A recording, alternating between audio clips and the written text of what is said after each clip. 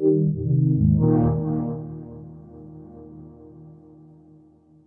I'm Luke Williams. I'm the game designer at Boss Studios, working on Adrift. Luke, what are you showing here at GDC?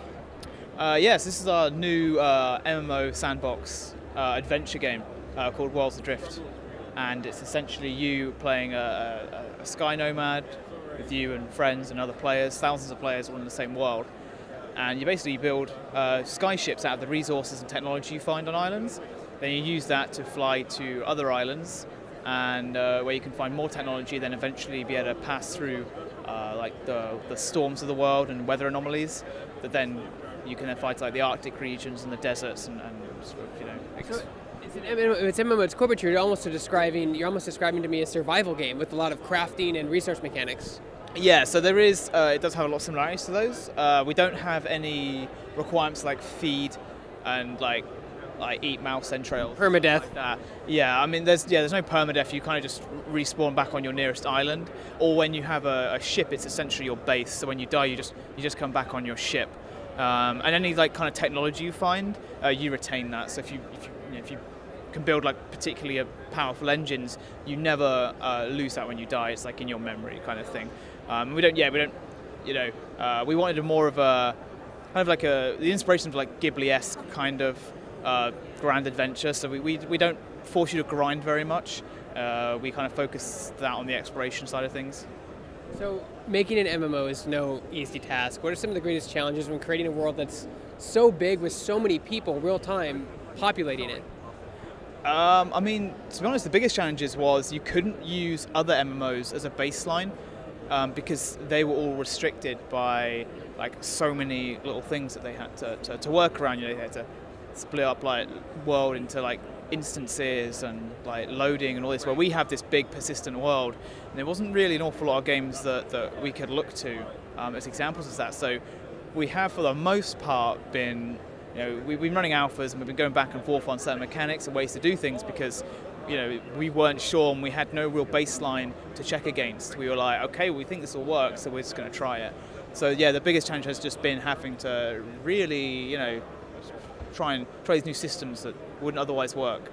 So what's it like working in Unity, and what have they provided in terms of tech and support to help make your game a reality? Well, we've worked for Unity for years, for Surgeon Simulator and Iron Bread, so a lot of our coders were already very familiar with it, which is why we kind of chose to go with it. So there's not really been direct support from them regarding the game. I know we've had a few little things, like because this is a game that's based in physics.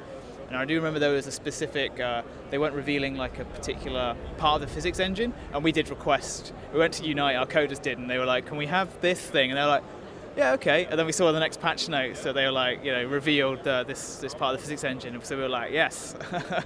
Sometimes even though a game's a different genre, you can still learn a lot from it when you make a new game. What did you learn from Surgeon Simulator that you brought over with Worlds Adrift? A lot of that was the kind of using physics to create those sort of like unique gameplay like moments. Part of the reason why Surgeon was so shareable was because everyone was doing the same surgeries, but it played out in different ways every time. So with us, you know, when we approached like building ships and stuff, we use the physics and the weight and the shape of the ships to determine how it flies. So every single player has a completely unique like way of like the way their ship looks and flies, and different stuff can go wrong. Like if an engine falls off and lands on another ship, it could weigh that ship down, and so it gets very kind of chaotic in these big fights. And that kind of chaos has all come about from what we found, how people played like Surgeon Simulator and Iron Bread and that kind of escalation. So talk about how you guys utilize fan feedback. Obviously, you guys have a huge cult following for Surgeon Simulator, but how does fan feedback on Worlds Adrift help you improve and make the game a better experience?